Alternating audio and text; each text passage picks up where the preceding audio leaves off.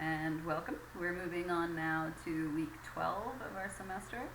So what I would like to do is to start with our week 12. I'm going to take a look at 3 parts this week, as per usual. We're going to spend quite a lot of time on part 1 because now we're coming towards the end of the semester. I think it's very important for you to really start to make sure that you understand what is going on, because I've noticed with a lot of the homework assignments that there are still students who seem, I'm not quite sure why, but they're not writing paragraphs, and we're in week 12 now, so if you don't write paragraphs yet, then you're going to have a very big problem passing this course. So if you are still unclear about paragraphs, then you need to go back and take a look at our at the PowerPoints and the videos starting from the second week. And if you still have issues, and if you're still not sure, then you should definitely talk to your classmates. And we have had interviews, so hopefully you've been asking about it if you're not sure. But the most important point is to contact me, because of course, first of all, I'm totally happy to help. I totally understand being confused by things. It's no problem at all. But it's really important for you to get any issues you are unsure about dealt with now, so that when you're doing your final tests and your final assignments, then you are very clear about what is expected of you and what I expect you to know, because that's what we've been studying. So of course the tests are an assessment of how well you have understood what we have been studying together this semester. Anyway, moving on. So for week 12, part 1, we're going to, as usual, take a look at the simple corrections from 2 weeks ago. So from week 10, from your week 10 assignments, and part 2 is going to be our week 11 review, which will be very brief. And part 3, of course, is moving on to our major part for this week. And we're moving today from paragraphs to essays. So hopefully that will work out fine. Now, before we go any further, I wanted to spend some time talking about the coronavirus again. Now, in Korea, we have been very, very lucky because our medical officials have dealt with this really well. They, stopped everyone. They really recommended everyone to stay home, and the public listened really well. People have been wearing masks and trying to be very cautious about going out and coming into contact with a lot of people, as we have, for example, as staying online, I think is quite wise. But I spoke to my family in England a couple days ago, and they are having huge problems. I was quoted by the person I was speaking to said that there were more than 50,000 new patients a day.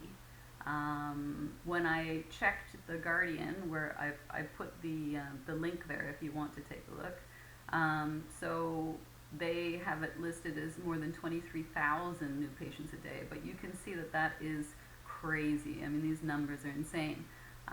So also is they're having more than 300 people die a day.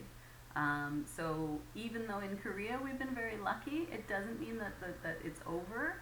So I really, really, really want you to be careful. Don't relax yet. Try to still be really careful. And I think probably the most effective way for you to be careful is to stay away from, big crowds, basically, number 1. And number 2, wash your hands often, wear your mask. So that was just a brief note, because I think it's really important for you to not to forget, not to relax too early. Canada still has huge problems as well. So we've been very lucky, thankfully, to the officials and also to the public, because I think everyone has done a really good job of trying to be very careful. Anyways, moving on. I'm now moving on to slide 3, and I'm going to bring this up a few times throughout these videos because this is very, very, very important. Now, one of this week's points is about clear self-expression. Now, one of these major points is that one of the ways to express yourself is that when you're given instructions, that you respond correctly to what those instructions are. As I've already said, I'm having, there are still a number of issues with quite a few students, so that I'd like to speak about this directly. I'm having some students who are still submitting dialogues. So a dialogue is basically you write down the conversation that you had when you were, say, interviewing your partner. So you write, question, answer, or A, B, or something like that. But this is a dialogue, not a paragraph. What you need to do with a paragraph is take the information that you have learned and then give it to me, and part of that task is to talk about the person in the third person. So he is, she is, like this. Because this is considered to be the most difficult language level of English to attain. So if you can do that, and we're working on this, then that really, really, really elevates you and gives you a higher level of English ability. Also, I've been getting students who are just writing simply the questions and the answers. Sometimes I'm getting them in paragraph form, which is good, but they're still just questions and answers. A paragraph doesn't have questions. It's not a dialogue in paragraph form. You can give the questions if you write them as sentences. So we need to change the verb and the subject position, basically. So if you are unsure, please do not give me dialogues. Do not give me questions and answers, because that is not a paragraph. And remember that what we have studied so far, we're now week 12, so this is making me a little bit nervous, which is why if you are not clear, please, please, please contact me now so that we have the time to go over this together if you are unsure. If you're nervous about it, contact your class captain, and you can, or two of you if you want, can come to meet me. I'm also quite happy to do that if you wish. I'm in my office fairly regularly. So to try to prevent this from happening and to make sure that students are clear about how to write paragraphs, what I'd like you to do is write your email at the end of your week 12 assignment. Your week 12 assignment is an essay. So at the end of the essay, I'd like you to write your email address where I can contact you, so that if I have any issues with your writing, then I can address them directly with you. So moving on now to the next important point. So talking about the homework grading. Now, I was under the impression that you have access to your homework marks. But from what some students have been telling me, apparently you cannot see your homework marks. So essentially what I wanted to do was to clarify how I mark your homework assignments. Now, because we're using the homework assignments as an attendance record, basically there are 2 points that I was looking at for your homework. The first point is, did you submit it before the due date? Okay, if you submitted it even 1 minute before the due date, you gave me a 100% complete assignment, then I gave you 100 points, because what I want you to do is I want you to be producing English to use English. My point was not about perfecting it, making sure that it is 100% perfect. What I wanted you to do was to be doing the assignments and basically increasing your English ability. Now, what's happened is that I'm finding I keep repeating the same things every week. We keep going through these simple corrections, but people are not paying attention. So I decided that I was going to become a little bit more rigid, a bit more strict with my marking.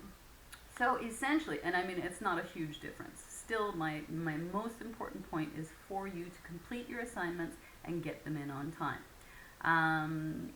If your assignment was even 1 minute late, you are absent, I'm afraid, because I give you 6 days to complete it. I think it's enough time. If you have any issues, though, contact me, that's no problem. But because I have said these, to correct these things so often, I deducted marks starting from week 10. So I just wanted to be really clear about this. So before week 10, basically, if you completed your assignment, for example, in week 10, you had 3 parts to the assignment. If you gave me all 3 parts, I would give you 100%. But starting from week 10, I included a couple of extra points. So from week 10 onwards, I also included if you gave me a paragraph. So if you did not give me a paragraph, then I deducted a few points. Basically, I just took off 5%. But remember that this is 100 points over 16 weeks, 14 weeks. So actually that's not really a very big deduction. So from week 10 onwards, if you gave me a paragraph, then I gave you the points. If you gave me a dialogue, I took points. If you gave me a question and answer, I took points. Because by week 10, you should know what a paragraph is. And if you don't, as I keep saying as well, contact me. Don't be shy. I'm here to help. I would love to help. The second thing is that I've been asking over and over and over again, please don't write first, second, and third as your transition words. I gave you a variety of choices. You have the internet that you can use as well to find transition words if you don't like the transition words that I gave you. But you should definitely not be using first, second, third. That is I have asked you again and again and again. So if you did use first, second, and third, I did take some points. Again, it's not many points, but I'm trying to, I've spoken about this on a number of occasions, and I'm still not getting, making contact with students. So what I decided to do was actually to take a few points, because hopefully that will, boom, get your antenna up, and you'll be able to go, oh yeah, can't do that.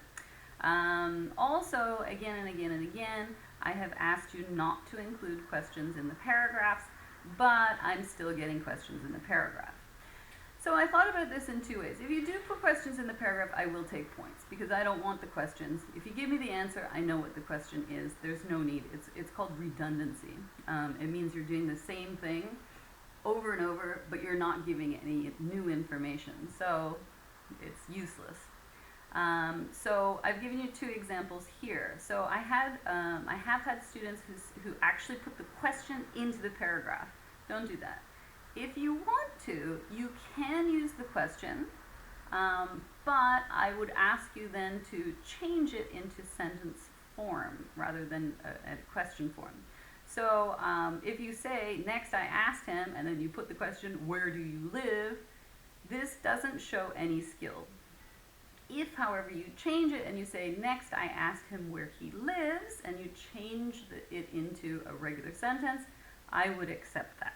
I don't think it's ideal. I still think the question is there, but at least you've made an effort to think about the sentence format. So if you did not do any of those things, if you gave me exactly what I asked for, if you gave me a paragraph, no first, second, third transition words, and you didn't put questions in the paragraph, you got a Beck John. You got 100%. Once again, these are very minimal effects. My point about these is not to take the points. My point is to try to get you thinking about what to do and what not to do. Okay? So, moving on now. What I'd like to do next is I would like to take a look